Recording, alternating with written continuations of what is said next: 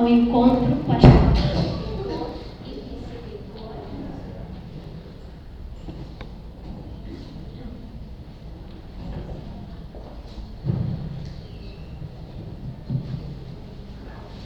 Para o encontro com as chapas de reitor e vice-reitora. Nós temos 3 candidatas a vice-reitora.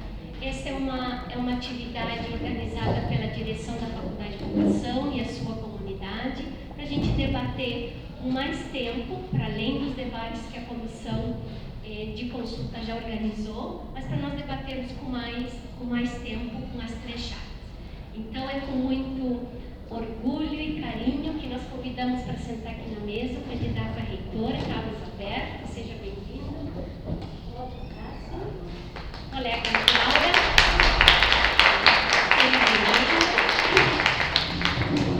Vocês têm de presente uma pastinha nossa. Então, hoje nós iniciamos com o debate com a chapa 1, a chapa virada, plural e democrática. No dia 20, sexta-feira, nós temos encontro com a chapa 2 e no dia 8, quarta-feira, com a chapa 3. Para dar as boas-vindas, eu passo a palavra para a nossa diretora, professora Simone Valdete dos Santos, depois a gente já inicia. Então, agradecer a professora Helena Glória Lucas de Oliveira, nossa vice-diretora, que vai coordenar esse momento que nós temos muita alegria. Nós divulgamos para a nossa comunidade no sentido de poder ouvir com calma cada chapa, né? Então, esse evento vai ser, cada chapa vai ter meia hora, que depois nós vamos colocar no nosso site. Está aí o Billy, que a gente agradece muito, nosso técnico administrativo, que vai filmar essa meia hora, que aí a chapa não vai ser interrompida, né? E aí depois, daí a professora Helena vai coordenar o processo, vão ser as perguntas. Então, é com muita alegria esse momento, que é um momento importante para a universidade, um momento importante para a Faculdade de Educação, e nós agradecemos a presença de cada um e de cada uma, e especialmente dos nossos candidatos, né, do Carlos e da Laura. Muito obrigada pela presença de vocês. Obrigada, Simone. Essa vai ser a nossa organização, tá? Nós temos um compromisso com a comissão de consulta, que é de dar as mesmas condições para as 3 chapas que estão concorrendo à reitoria. Então, vai ter uma exposição de 30 minutos, que vai ser gravada. Depois nós vamos ter blocos de conversa. Serão 4 blocos de 15 minutos cada. Em cada bloco será composto por 3 comentários, aproximadamente de 3 minutos, tá? E depois o Carlos e a Laura vão poder comentar esses comentários, né, com 5 minutos de tempo, tá? Eu vou avisar tanto para os 30 minutos, tá? Quando estiver faltando 1 minuto, certo?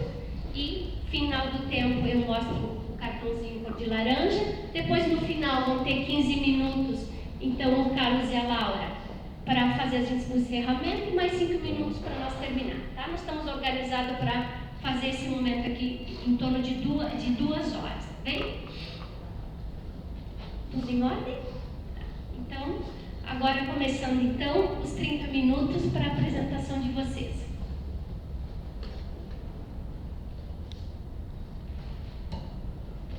Bom, boa tarde a todos. Então, a gente mais ou menos organizou para encaixar esse tempo. A gente fala um pouquinho sobre a história da formação dessa chapa, se apresenta um pouco dos nossos currículos e discute um pouco os princípios e os eixos da campanha. Então, é importante que se diga que essa chapa, embora para muita gente tenha aparecido como surpresa, uma coisa de última hora, a gente está ouvindo isso, que pena, né, que surgiu só agora essa candidatura, eu já estou agora comprometido e tudo mais, a gente sabe disso. Mas, na verdade, a chapa, né, as propostas que a gente tem, ela já vem sendo construída há mais ou menos 2 anos, né, que a gente vem discutindo, vem levantando bandeiras, vem discutindo em coletivos de docentes, coletivos de estudantes e de técnicos, levantando as bandeiras para a gente reerguer a universidade. Então, o que aconteceu é que, de fato, a incorporação, né, os nossos nomes, foi no mês de fevereiro, isso sim. mas a discussão da chapa está bem mais tempo, né, nessa questão, incorporando todas as coisas do movimento. Eu me apresento rapidamente, depois a professora Laura, né, se apresenta. Eu sou professor do Departamento de Bioquímica, meu nome completo é Carlos Alberto Saraiva Gonçalves, eu sou professor no Departamento de Bioquímica, eu estou lá desde 1993, trabalho com neuroquímica, parte da bioquímica do sistema nervoso central, mais especificamente com a doença de Alzheimer. Então, isso é meu acadêmico. Fui chefe de departamento, fui coordenador de pós-graduação, tive trânsito no CEP, no Conselho da Unidade, no Consul, vários mandatos. Então, conheço bem a estrutura da universidade, né? Mas também, além de ser um professor dentro da universidade, eu também tive atividades extramuros. Eu militei enquanto era pós-graduando na Associação de Pós-Graduandos. Aqui não está aqui o professor Silon, mas nessa época a gente militava junto. Também tinha a professora Vânia, que não está mais entre nós, mas e os companheiros aqui da FACED por muito tempo. E depois eu militei também no movimento docente, né, na TURCS, 2002, 2003, e mais recentemente no Sindicato Nacional, o ANES. É importante que se diga que todo esse tempo, e eu vou passar agora a palavra para a professora Laura se apresentar também, a Laura eu conheço desde essa época. Portanto, posso garantir para vocês que não se trata de uma escolha por esse ou aquele motivo, por ser mulher, por estar no campus, nada disso. Isso é simplesmente porque a gente está nessa luta e incorpora essas bandeiras há muito tempo. Boa tarde, eu sou a professora Laura Berrastro, trabalho no Departamento de Zoologia desde 1995 como professora concursada e entrei em 91 como professora substituta. Desenvolvo atividade na área de ecologia de vertebrados, quer dizer, ecologia de anfíbios e répteis, né? Sistemática também, história natural, né? Principalmente na ecologia de lagartos aplicado a conhecimento de espécies endêmicas ou restritas, né? Como forma de preservação dos ambientes característicos do sul do Brasil, né? Então, me dedico a isso desde que cheguei no Brasil, faz 30 anos atrás, né? Aqui desenvolvi toda a minha carreira, minha família. Dentro da universidade, quando era pós-graduanda, eu conheci o CEA, nós militávamos na associação de pós-graduandos, juntos fizemos uma mobilização bem importante aqui. E isso que estava falando o CEA, eu queria ressaltar assim, que nós temos muito conhecimento e sintonia entre nós, né? Porque nós conhecemos e somos amigos faz muitos anos, né? Além de ter essas coincidências ideológicas desde aquela época, né? Bom, também eu tive bastante atividade como docente, né? Eu oriento muitas pessoas de iniciação científica, mestrado, doutorado, né? Desde ao longo de toda essa minha carreira universitária. Também fui representante docente no Consul, né? Que nós inauguramos a representação docente quando o professor Eugênio era reitor, por duas gestões, né? Também fui representante docente na unidade, fui chefe de departamento, né? Nunca fui coordenador do curso de pós-graduação, mas fiz parte da comissão e trabalho muito com extensão também, na divulgação da ciência para o ensino, né? Primário e médio. Nós divulgamos nossos projetos e por que preservar os lagartinhos e com isso preservar os ambientes onde eles vivem. Então trabalhamos com as professoras e com os alunos, né, nas regiões do interior, né, nas cidades próximas a onde trabalhamos com os animais. E bom, eu acho que eu já fiz de tudo um pouco aqui na universidade, né? Não me dediquei só à pesquisa, fiz várias outras coisas. Bom, mas eu acho que interessa muito saber, se todas as pessoas aqui, entender um pouco melhor o que essa chapa está defendendo, o que ela se propõe, porque ela é diametralmente oposta do que está sendo colocado, que embora as palavras sejam muito parecidas às vezes, na época eleitoral, é importante que a gente tenha claro o que significa e qual a extensão dessas palavras. Então, a nossa chapa ela é montada em seis princípios que nós defendemos. Um deles é o princípio da autonomia. Nós entendemos que a autonomia que nós defendemos para a universidade é essa autonomia que está lá na Constituição. Nós entendemos a universidade como uma instituição de Estado e não de governo. Portanto, nós temos que resgatar a instituição, a autonomia, para que ela possa realmente funcionar assim. E isso, recentemente, todo mundo viu que a universidade teve a sua autonomia enxovalhada, né, simplesmente por, na verdade, não ter entendido concretamente que nós temos uma autonomia para isso, né, e a defesa não foi à altura. Mas tem vários exemplos que eu poderia dar, mostrando que a gente não tem autonomia. Então, nós estaremos defendendo a autonomia e exercendo plenamente. A outra é a questão da democracia e da transparência. Nós perdemos, a universidade nos últimos anos, perdeu o que estava começando a construir, que é a questão democrática. A gente tem órgãos e conselhos e muitas vezes a gente sequer sabe as pautas ou as decisões. E não há uma discussão plena na universidade dos assuntos que ficam, às vezes, muitas vezes, restritos ao conselho universitário. É uma conversa entre os diretores e a reitoria. E não há discussão plena para isso, para que as coisas estejam acontecendo. E a questão da transparência. Eu acho que a dificuldade que a gente tem hoje é para onde vão os recursos. As perguntas que a gente fez, por exemplo, durante a greve, isso é muito importante, porque a universidade hoje vive uma crise. Todo mundo aponta e diz, difícil, a universidade está vivendo uma crise. Não, nem vou entrar na questão da conjuntura, mas há pouco tempo não vivia. Era uma fase próspera e nós não vimos prosperidade. Então, qual é a transparência? Onde é que estão esses recursos? Onde é que foram? E fica claro que a gente não tem muita ideia.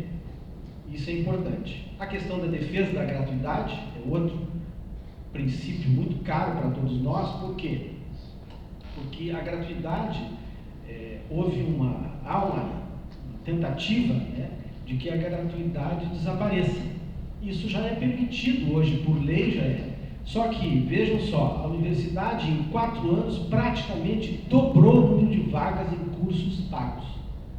Isso aponta o caminho, ou seja, nós estamos sendo jogados aos leões. Quer dizer, é permitido fazer, mas nós estamos induzindo as pessoas a fazerem isso. Então, a universidade tem que resgatar o princípio constitucional anterior de gratuidade em todos os níveis. Condições de trabalho. Hoje a gente vive um momento extremo de produtivismo em si, não sem, às vezes, muitas vezes sem uma meta, né? E isso afeta as condições de trabalho. Então a gente quer discutir as condições de trabalho. A gente quer, por exemplo, discutir o princípio de que a gente, para o ingresso dos docentes e de técnicos, tem que ser por concurso, dentro do RJU, nada de organização social, isso tem que ser claro.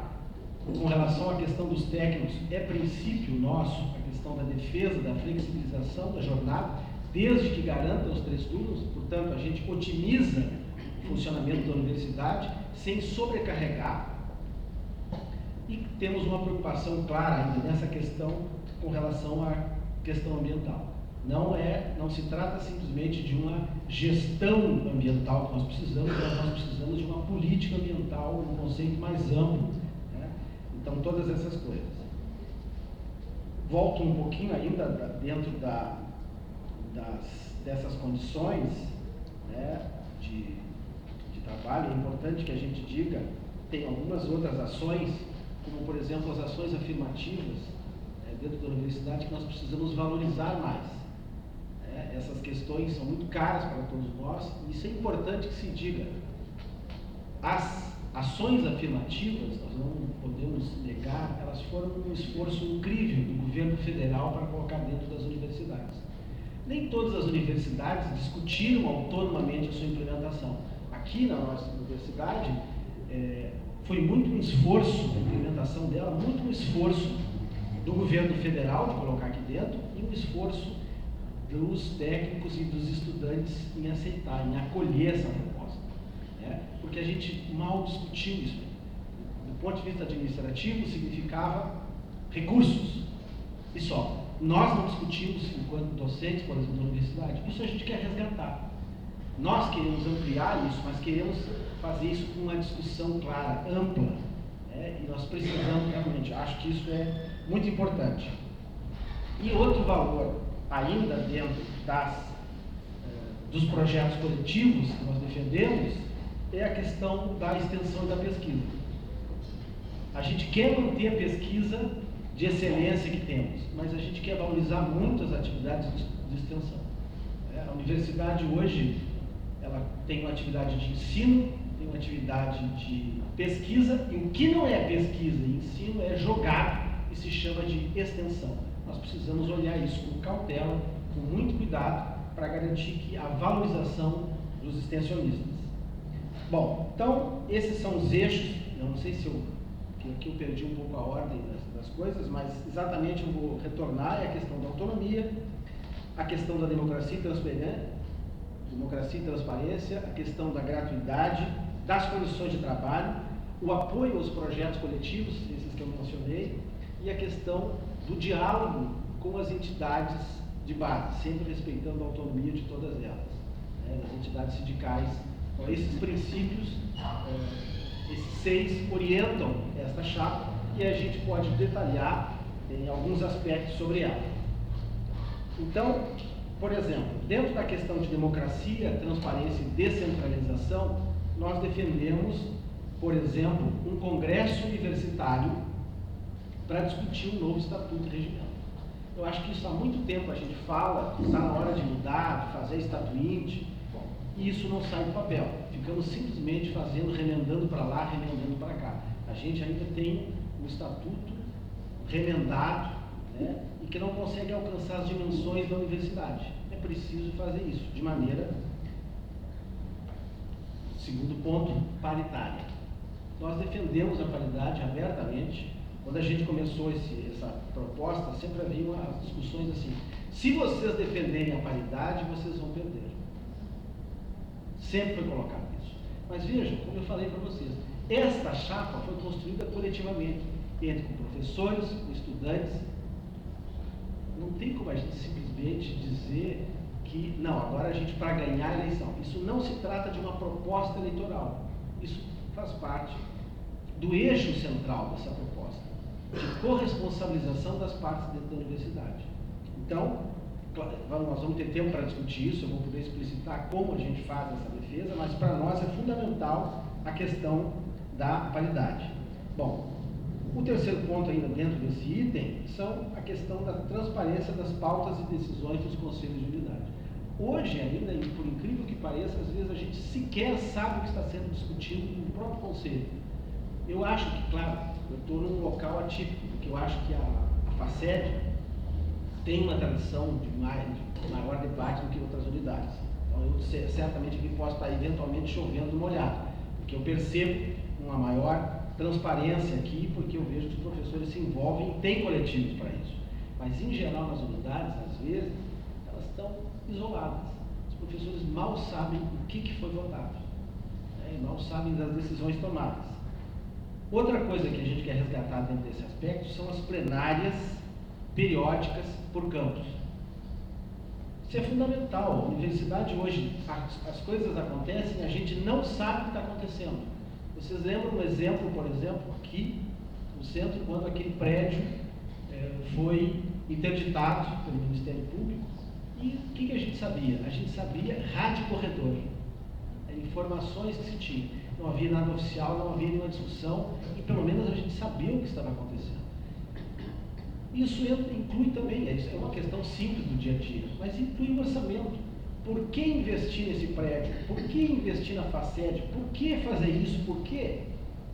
Essas questões para serem decididas por campo. Então, é importante essas plenárias, primeiro para aumentar o convívio entre nós, todos que estamos construindo a universidade. Isso desapareceu. Não é um conceito novo, fazer plenárias por campo, não estamos inventando a roda aqui. Isso aí, se a gente olhar 12 anos atrás, isso acontecia. Como eu falei, a gente estava construindo ainda uma nova universidade. E se fazia isso há 12 anos, não tirava pedaço de ninguém em se contar exatamente quanto era destinado para esse prédio, por que esse prédio. A gente poderia discordar, mas ainda assim todos trabalhávamos juntos. Isso tem que voltar.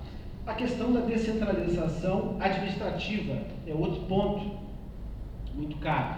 Hoje a universidade centraliza não só do ponto de vista a política dela, que está centralizada, mas concentra até recursos humanos. Algumas pessoas das unidades são capturadas para ir para o centro, para a administração central, e isso nos afasta. Então, nós precisamos de maior descentralização. A universidade já foi uma época que ela era completamente descentralizada.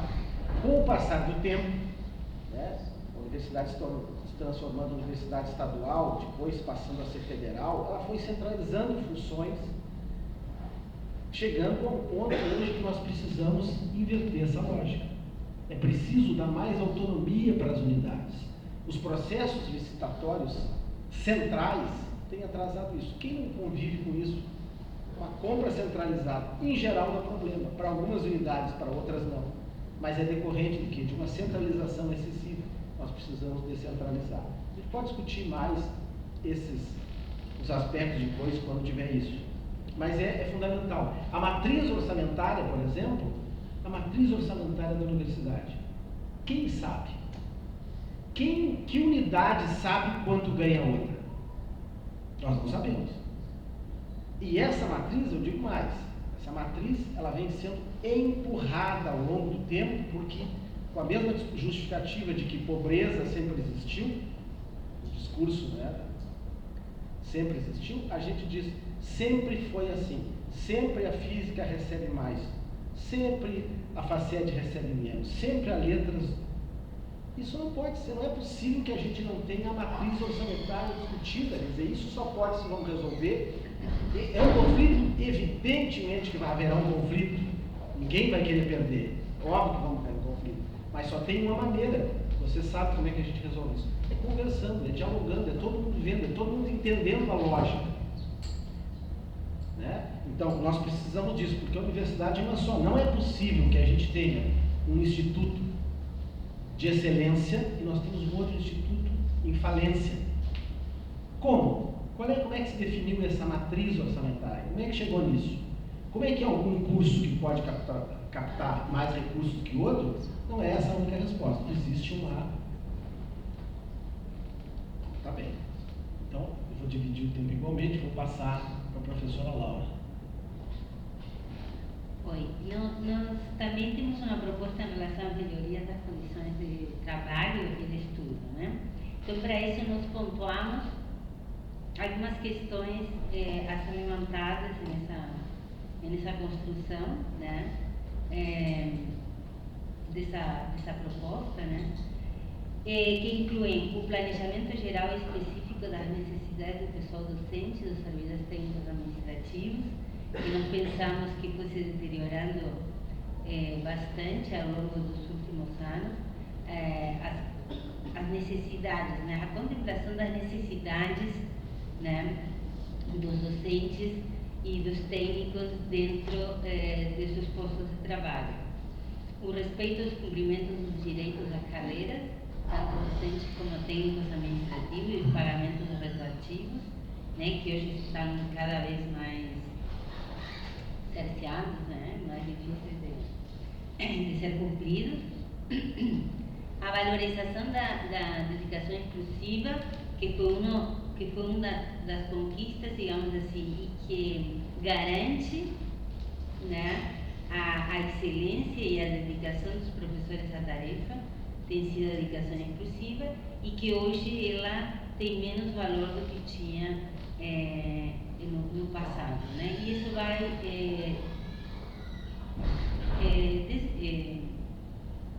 desmotivando, inclusive, a dedicação dos professores ao trabalho, né? A valorização dos concursos públicos, né? Nós vamos ser defensores 100% do regimento jurídico único, que é o que garante o acesso à universidade através do concurso público, selecionando os melhores, né? E a permanência dessas pessoas na estabilidade que permite essa dedicação ao longo prazo, né? A docência, a pesquisa e etc. Então, isso tem sido já várias vezes tocado, né? Como um perigo, né? A ser perdido, de contratar, de fazer classes de professores que não sejam selecionados por concurso público, que permaneçam em uma categoria salarial diferente, né, e precária, e isso nós achamos que diminuiria significativamente a qualidade da nossa universidade, né? Já sofrimos uma época também, antes desses últimos governos, né, a quantidade excessiva que nós tínhamos de professores substitutos, né, que vinham trocando sistematicamente, né, e que isso seguramente diminuía a qualidade, né, do ensino, né, e nem falar em pesquisa que eles não tinham como se dedicar, né. Bom, isso seria uma precarização muito grande da tarefa docente e nós pensamos que isso seria muito prejudicial. A valorização dos técnicos administrativos, no sentido de que eles possam ter suas atividades valorizadas, incluídas dentro da finalidade dos projetos de ensino, de extensão e de pesquisa, né, e que isso estimularia também uma relação mais participativa, né, com esse setor da universidade.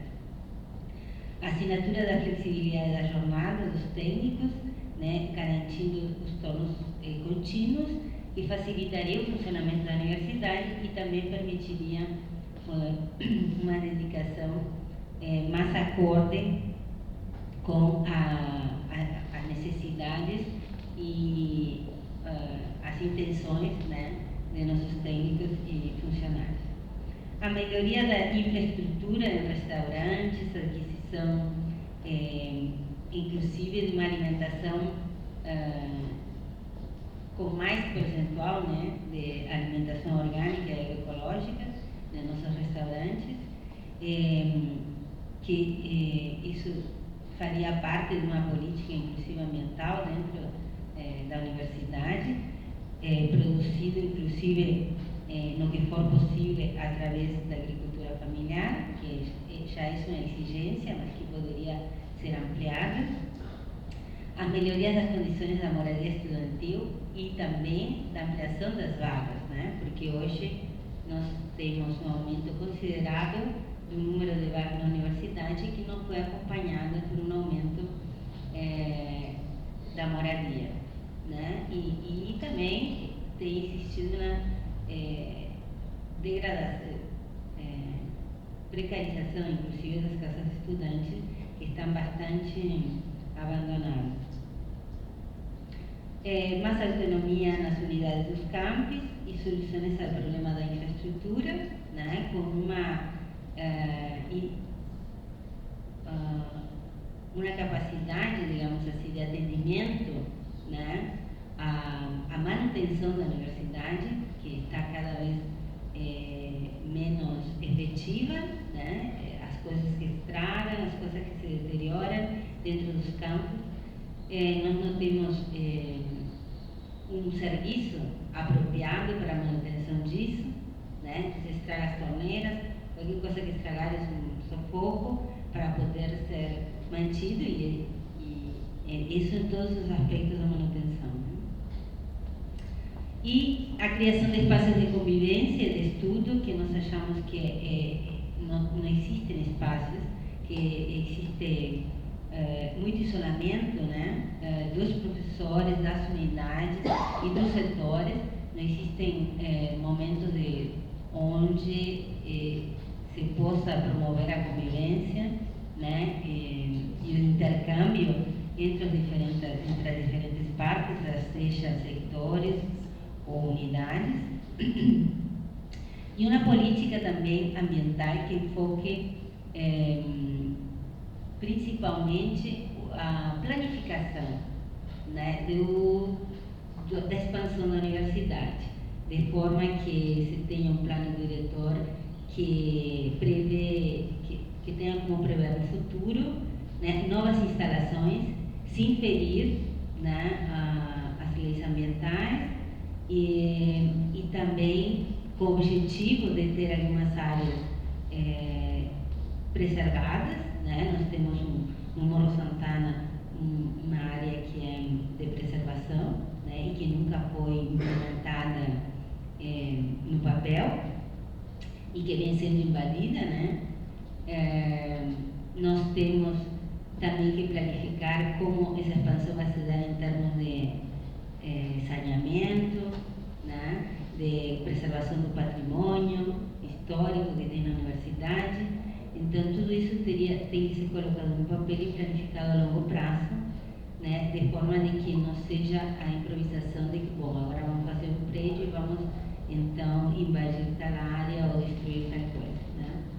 E, quem sabe, associar a isso um mapa, né, ambiental da universidade, né, junto ao plano diretor, que permita, então, essa visão, né, dessa universidade que tem um espaço muito grande, né, em termos de hectares, né.